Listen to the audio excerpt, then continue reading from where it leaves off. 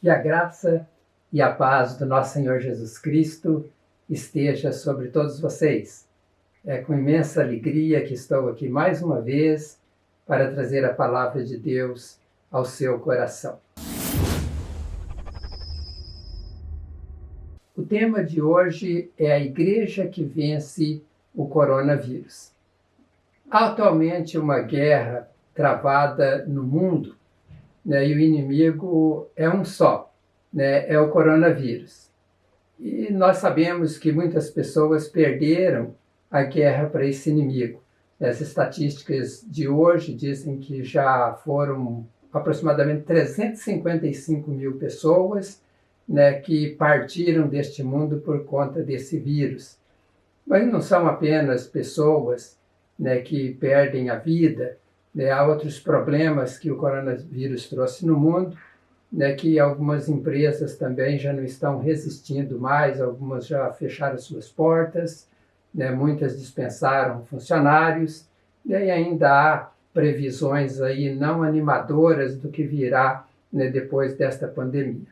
Mas se pessoas perderam vidas, empresas fecharam, e outras estão na iminência de fecharem, a Igreja do Senhor Jesus Cristo, ela não pode entrar na lista daqueles que perdem esta guerra, até mesmo se compararmos com outras instituições.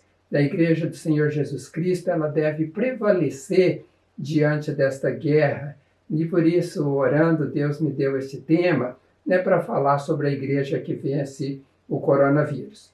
Nós vamos ler um texto que está registrado em Mateus, Evangelho de Mateus, capítulo 16, a partir do verso 13, para falarmos sobre este tema. E a palavra registrada em Mateus 16, 13, diz assim: E chegando Jesus às partes de Cesareia de Filipe, interrogou os seus discípulos, dizendo: Quem dizem os homens ser o Filho do Homem? E eles disseram: Uns dizem ser João Batista, outros Elias, e outros Jeremias, ou um dos profetas. Disse-lhe ele: E vós, quem dizeis que eu sou? E Simão Pedro respondendo disse: Tu és o Cristo, o Filho do Deus vivo. Jesus respondendo disse-lhe: Bem-aventurado és tu, Simão Barjonas, porque tu não revelou a carne e o sangue, mas meu Pai que está nos céus. Pois também eu te digo que tu és Pedro, e sobre esta pedra edificarei a minha igreja, e as portas do inferno não prevalecerão contra ela. Muito bem, esse texto, ele é um pouco controverso, na parte onde fala sobre Pedro, e antes de prosseguir, eu quero explicar isso, dentro daquilo que nós tivemos o entendimento quando nós estudamos isso profundamente, que é aquela questão de que Jesus disse que sobre Pedro, ele estaria edificando a igreja, mas na verdade lá o texto diz: Tu és Pedro, e sobre essa pedra edificarei a minha igreja.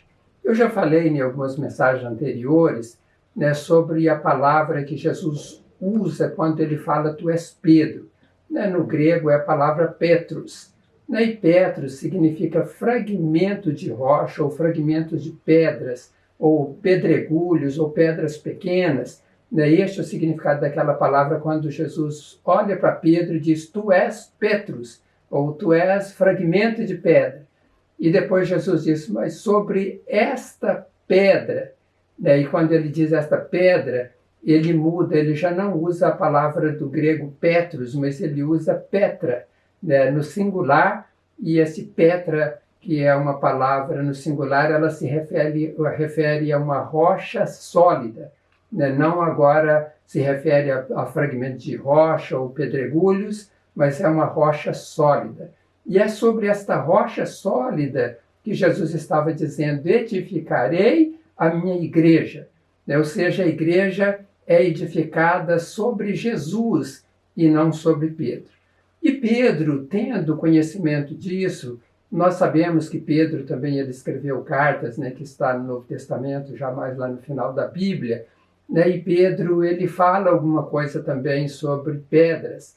Né, por exemplo, em 1 Pedro capítulo 2, verso 2, ele fala uma palavra ali tão importante, né, de nós observarmos para a nossa vida, e ele diz: desejai afetuosamente como meninos novamente nascidos o leite racional não falsificado, para que por ele vades crescendo.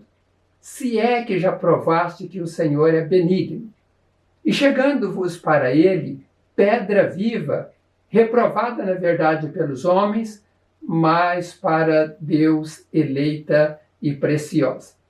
Então Pedro ele está dizendo, né, que as pessoas devem vir para Jesus ou ir para Jesus, e elas precisam crescer, elas precisam se alimentar da palavra dele, porque ele é a pedra fundamental da igreja.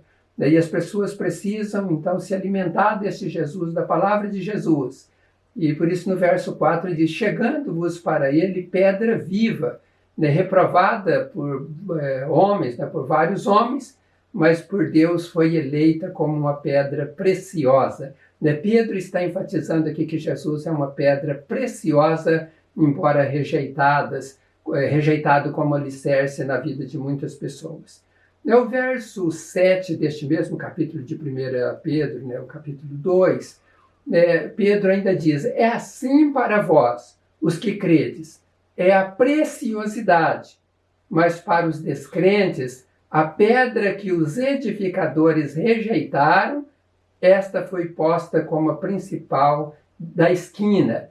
Tem tradução disso como a pedra angular, ou seja, a pedra que sustenta, o fundamento, o alicerce que sustenta toda a construção.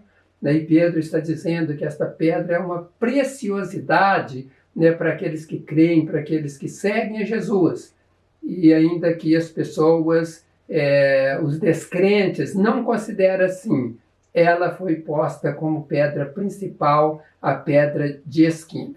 E ainda em um outro texto, para a gente finalizar nesse esclarecimento sobre Pedro, sobre aquilo que Pedro não é a pedra de esquina, não é a pedra fundamental, em 1 Pedro, ainda no capítulo 2, verso 5, com base em uma tradução que é a Bíblia Viva, lá ele diz: e agora vocês se tornaram pedras vivas de construção para Deus utilizar na edificação da sua casa. E o que é mais? Vocês são seus sacerdotes santos, portanto cheguem-se a Deus. Vocês são aceitáveis a Ele por causa de Jesus Cristo, e ofereçam-lhe aquelas coisas que Ele se agrada. Veja bem que Pedro falou sobre pedra fundamental, pedra angular, pedra de esquina, se referindo a Jesus, que é a pedra preciosa escolhida por Deus. Agora, neste verso 5, ele está dizendo que nós somos pedras vivas de construção para Deus utilizar na edificação da sua casa. Ou seja, Jesus é a pedra, é a rocha, como nós falamos lá, Petra. Agora, nós somos as pedras pequenas que Deus utiliza nessa construção, na edificação da sua casa, e nós podemos dizer que é a edificação do corpo de Cristo, porque nós, sendo pedras menores, nós somos usados por Deus para edificarmos uns aos outros, e assim nós formamos esta igreja do Senhor Jesus, que as portas do inferno não prevalecerão contra ela. Então, esclarecido isso, eu quero voltar ali no texto para falar um pouco sobre a igreja, porque é sobre isso justamente que nós queremos falar. Daí eu quero também falar sobre o contexto, quando Jesus falou estas palavras. Diz ali o texto que Jesus estava em Cesareia de Filipe, que antes era uma cidade conhecida também como Banias. Ela é uma cidade muito antiga, muito antes de Jesus existiu essa cidade. E depois ela teve o nome trocado como Cesareia de Filipe e recebeu este nome em homenagem a Herodes Filipe, que foi sucessor de Herodes o Grande. Essa cidade ela está localizada ali aos pés do Monte Hermon, ali onde inicia o Rio Jordão, e está em Israel, nas colinas de Golã. está aí aproximadamente 150 quilômetros ao norte de Jerusalém, e a 60 quilômetros a sudoeste de Damasco. Essa cidade era uma cidade muito importante. Ali havia centros de adoração, e não era de adoração apenas do povo judeu, aquele Monte Hermon tão famoso, e que ele é relatado na Bíblia, mas também ali existia adoração por parte de pagãos, de pessoas que não seguiam o Deus verdadeiro. Além de ser ali um centro de adoração, Cesareia de Filipos também era um centro político. Talvez nós podíamos considerar como se fosse a cidade de Brasília, aqui no nosso país. E diz a história da escrita que é secular, nós não vamos encontrar isso na Bíblia, é claro, diz que essa cidade ela tinha muitas estátuas, estátuas de reis, de imperadores e também de ministros, de pessoas que governaram naquela época. E foi ali, então, que Jesus esteve, quando ele disse: pois também eu te digo que tu és Pedro, e sobre esta pedra edificarei a minha igreja, e as portas do inferno não prevalecerão contra ela. É a primeira vez que aparece a palavra igreja, citada por Jesus. Foi nesse texto. E será porque, então, justamente nesta ocasião, Jesus cita esta palavra igreja. Nós precisamos entender o que era o significado de igreja. Então, Jesus estando naquela cidade política, com toda essa história, a palavra igreja, que é eclésia, ela tinha dois significados naquela época. Na Grécia Antiga, era uma principal assembleia da democracia ateniense. Nós sabemos que a cidade de Atenas, uma cidade onde havia muitos debates, e ali então havia assembleias que discutiam vários assuntos, e essa assembleia na antiga Grécia, ela então era denominada eclésia. No tempo de Jesus, essa palavra eclésia era um grupo de cidadãos romanos, chamados para uma missão específica.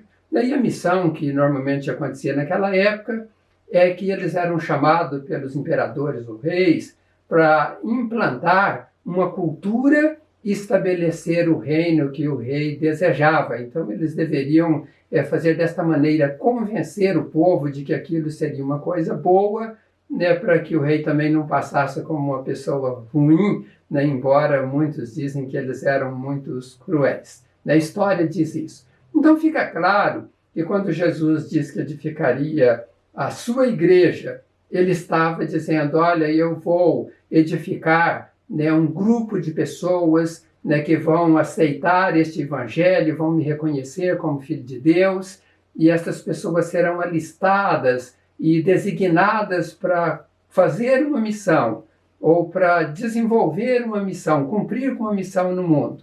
E ele então revela esta missão bem no final da sua vida aqui no mundo, inclusive depois que ele já tinha ressuscitado, onde ele fala para os discípulos ir para o monte, onde ele ia dar as últimas palavras.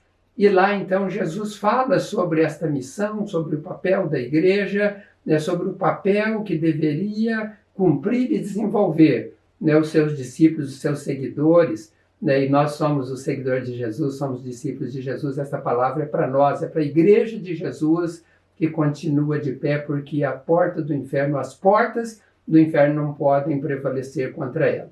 Então, em Mateus capítulo 28, a partir do verso 18, diz a palavra que, chegando-se Jesus, falou-lhes dizendo: é-me dado todo o poder no céu e na terra. Portanto, ide, fazei discípulos de todas as nações, batizando-os em nome do Pai e do Filho e do Espírito Santo, ensinando-os a guardar todas as coisas que eu vos tenho mandado. E eis que eu estou convosco todos os dias, até a consumação dos séculos. Amém. Meus amados e amadas irmãs, amigos e amigas, Jesus estava demonstrando aqui de uma forma muito clara esta igreja que ele estava estabelecendo. E esta igreja, ela tinha e continua tendo algumas funções. Ela precisa seguir aqueles conceitos que Jesus colocou naquele texto. E o primeiro conceito é ir. Esta igreja ela não pode ser uma igreja parada, ela precisa ir, ela precisa percorrer o mundo, ela precisa fazer com que a palavra de Jesus, chegue às pessoas mais distantes deste mundo. Foi assim no início, até quando houve a perseguição. Muitos teólogos dizem que Deus permitiu que a perseguição viesse naquela época da igreja primitiva, porque eles estavam confortáveis em Jerusalém, uma cidade maravilhosa, e eles não queriam sair de lá. E então vem a perseguição, eles são dispersos, e eles vão por todos os lugares. Mas a palavra diz que eles vão anunciando o Evangelho Salvador de Jesus. Então eles estavam cumprindo este papel de igreja, de ir, mas também de anunciar. Eu já disse em uma outra mensagem que quando lá em Marcos 16, 15, 16 fala ide por todo mundo e pregar o evangelho a toda criatura, o tempo do verbo grego está dizendo indo, ou seja, andando, você andando por este mundo, você fazendo as coisas, tendo contato com pessoas, então você deve anunciar Jesus. Eu tenho um amigo meu, pastor norte-americano, Ken Fitch, e ele diz o seguinte, que algumas vezes nós precisamos abrir a boca para pregar o Evangelho de Jesus, porque na maioria das vezes nós pregamos o Evangelho de Jesus através das nossas atitudes. As pessoas olham para nós e elas então vejam Jesus em nossa vida. Acho muito interessante esta forma que ele colocou de que nós então precisamos pregar o Evangelho falando, mas algumas vezes, a maior parte é vivendo e as pessoas vendo as nossas ações. Nós então vemos neste verbo de ir, que nós precisamos ir. É importante que a gente vá pregar o Evangelho. Mas também Jesus falou de uma outra função importante da igreja. É a função de fazer discípulos. Fazer discípulos, as pessoas, a partir do momento que alcançam aqueles que querem seguir a Jesus, precisa dar daquele leite, não um leite da criancinha, mas um leite mais consistente, uma comida mais consistente, à medida que a pessoa vai crescendo na fé, para que ela possa compreender o plano de Deus para a vida dela. Então, esse discipulado, ele faz parte da igreja do Senhor Jesus e faz parte daquilo que nós devemos fazer. E uma terceira coisa que Jesus enumera lá naquele texto que nós lemos do capítulo 28 de Mateus, a partir do verso 19, que aqueles que então decidem seguir a Jesus, eles precisam ser batizados. Eles então vão ouvir a palavra, esta palavra vai entrar no coração e eles vão então querer saber o que precisam fazer. E um dos primeiros passos que devem ter um cristão é ele ser batizado. Isso aconteceu na igreja primitiva, lá depois do dia de Pentecostes, quando Pedro teve uma revelação divina e pregou a palavra com muita autoridade. Então aquilo tocou no coração das pessoas e elas então quiseram saber o que elas deveriam fazer. Daí Pedro diz, vocês precisam arrepender dos pecados e vocês precisam ser batizados. E naquela ocasião foram batizadas aproximadamente 3.000 pessoas que foram acrescentadas à igreja do Senhor Jesus, é assim que diz aquele contexto. Então as pessoas, para fazer parte do corpo de Cristo, elas precisam ser batizadas depois que elas compreendem a mensagem pregada do Evangelho Salvador de Jesus. Então faz parte da igreja batizar. Eu estava então, quando estava pensando nesse tema, que a igreja do Senhor Jesus ela não pode ser vencida pelo coronavírus, ou a igreja que vence o coronavírus, fiquei imaginando a igreja então atualmente fazer batismos. Muitas igrejas fazem batismos em tanques, em piscinas, algumas têm batistérios dentro da própria igreja. Imagine tempo de pandemia, ir lá e batizar 20, 30 pessoas na mesma água. Seria um escândalo, e não só escândalo, seria uma violação de lei, tanto estadual como municipal. Isso geraria tantos problemas para a igreja e para o líder que fosse batizar. E aí então alguém fala, então pastor, a igreja não pode batizar? É claro que pode batizar, a igreja pode encontrar um rio, e ali as pessoas podem se organizar naquelas distâncias todas estabelecidas pelas leis, e cada pessoa vai sendo batizado um após o outro, né, e a água do rio vai levar, se houver o coronavírus, junto com o pecado, se nós podemos assim dizer, né, e não vai ter nenhum problema de contaminação, porque a água vai estar percorrendo, né, então não teria nenhum problema. Mas a última parte que Jesus então menciona naquele texto é sobre ensinar a guardar aquilo que Jesus tem ensinado. Não adianta, né, uma pessoa conhecer Jesus através do Evangelho, ele decidir ser discípulo de Jesus, ele passar pelo batismo e ele não saber aquilo que ele precisa seguir, aquilo que ele precisa guardar. Então, esse ensinar e guardar é a manutenção das ovelhas de Cristo quando elas decidem seguir a Jesus. E a igreja tem este papel importante de ensinar as pessoas a guardar aquilo que Jesus ensinou. Nós sabemos que a igreja do Senhor Jesus, ela precisa ser uma igreja ativa, uma igreja viva, uma igreja onde as pessoas participam, onde estejam envolvidas no ministério. Mas a igreja do Senhor Jesus precisa também ser uma igreja que esteja empenhada em oração para que ela seja uma igreja vitoriosa diante de qualquer crise, ainda que seja do coronavírus ou uma outra coisa pior do que esta. A igreja precisa estar em oração.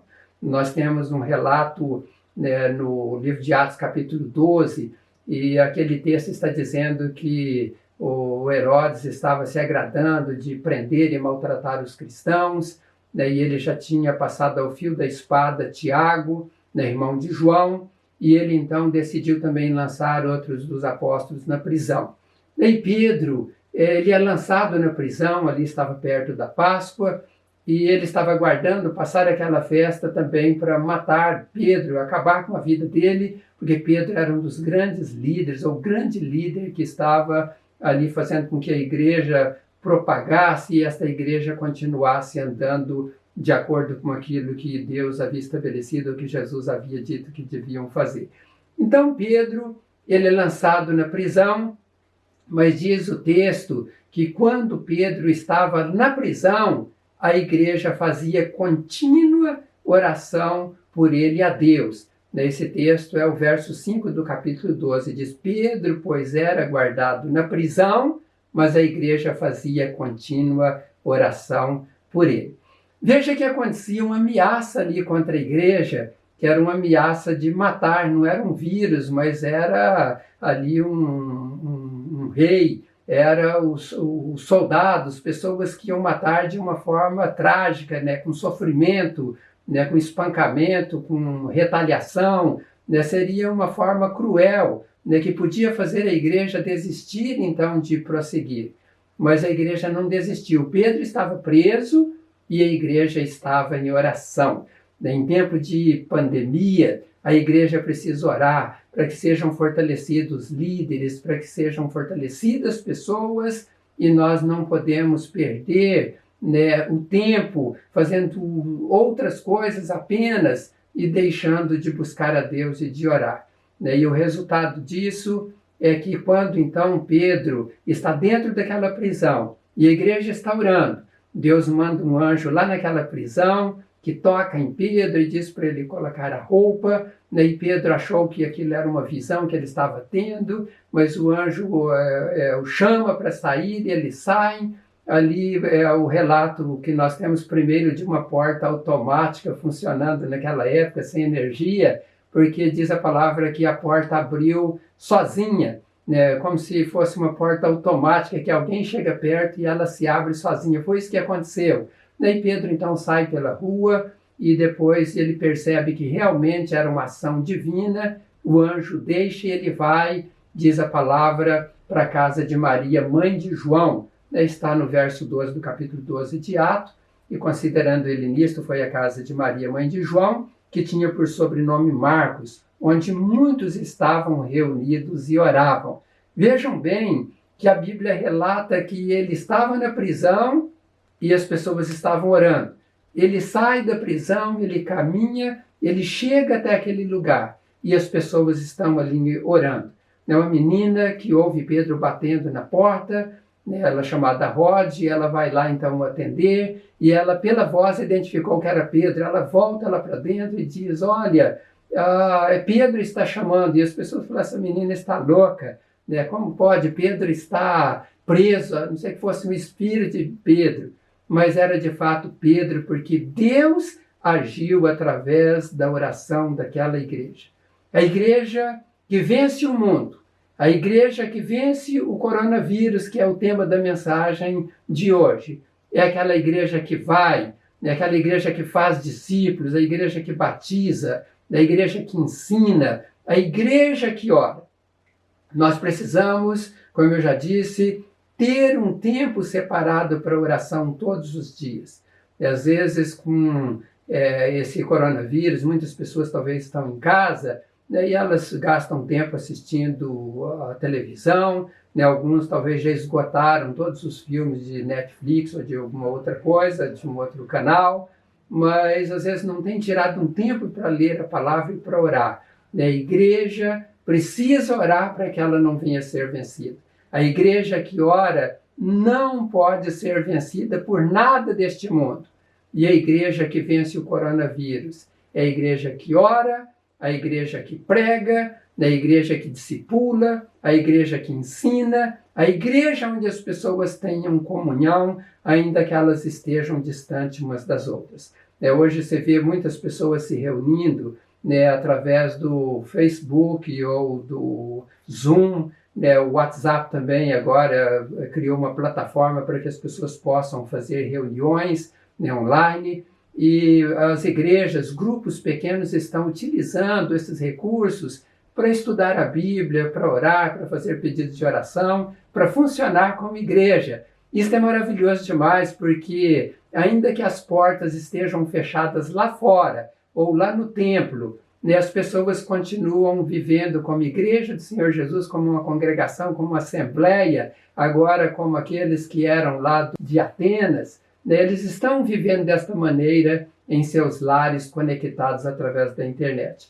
Então esta igreja ela não é vencida pelo coronavírus, esta igreja ela não vai deixar de existir, porque a igreja do Senhor Jesus somos nós. E eu quero finalizar, né, a mensagem, esta meditação de hoje, né, repetindo aquilo que Jesus disse em Mateus 16, verso 18.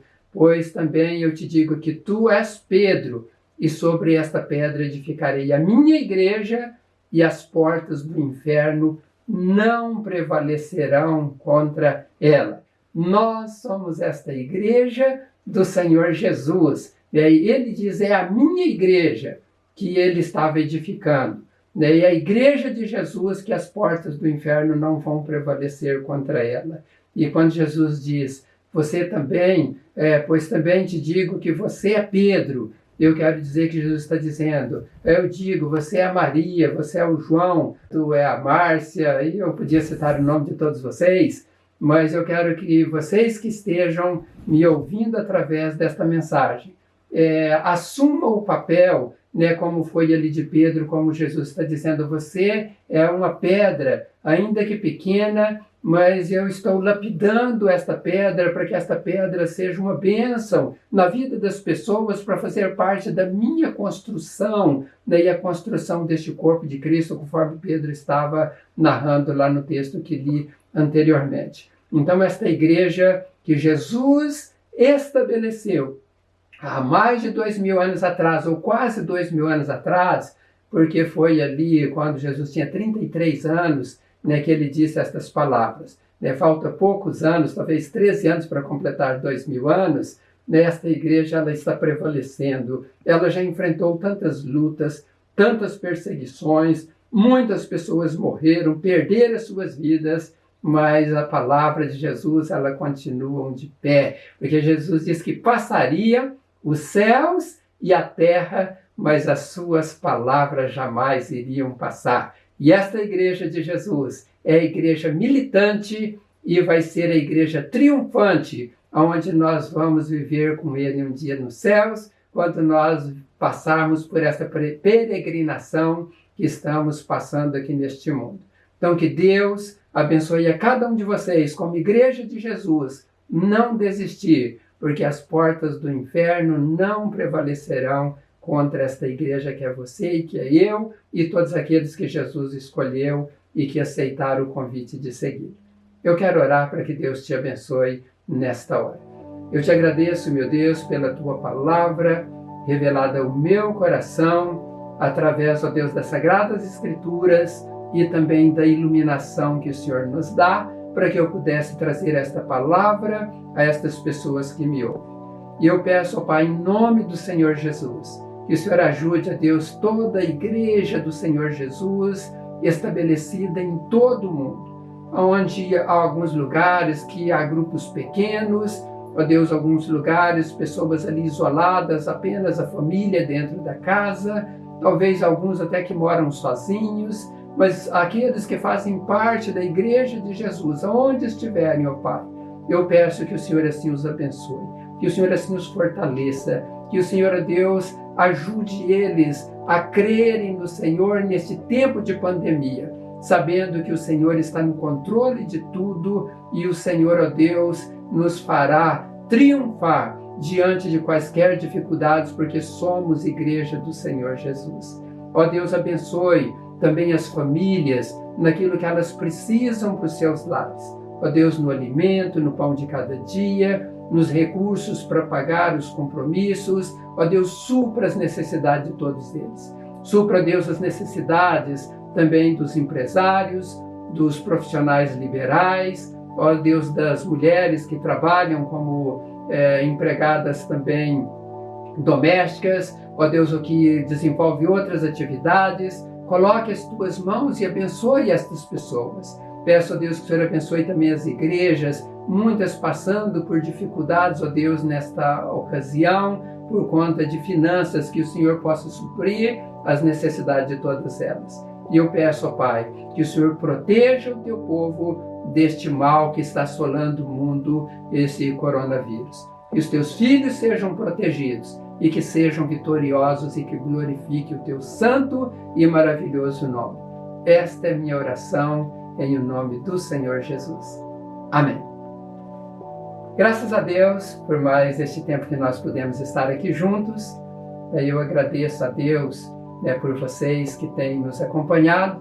E agradeço a Deus também pelo meu filho, Nelson Júnior, que tem sido um instrumento de Deus, me ajudando aqui nas gravações, nas edições, e ele sempre procura fazer o melhor para Deus. Eu até peço que vocês também, nas suas orações, orem por ele e pela família, para que Deus possa proteger ele e ele continuar aqui sempre desenvolvendo esse trabalho para Jesus. Ele até é uma das pessoas que mais ouve a pregação, porque para fazer edição tem que ouvir 5, 6, às vezes mais vezes para poder colocar tudo certinho para depois divulgar para vocês. Então lembre de orar por ele e orem também uns pelos outros, orem por nós e eu estou orando por todos vocês. Então em breve nós estaremos aqui para mais uma mensagem, mas não deixe de divulgar a mensagem com seus amigos, compartilhe, para que esta mensagem abençoe mais pessoas pelo mundo afora. Um grande abraço, fique com Deus e até em breve, se Deus assim quiser.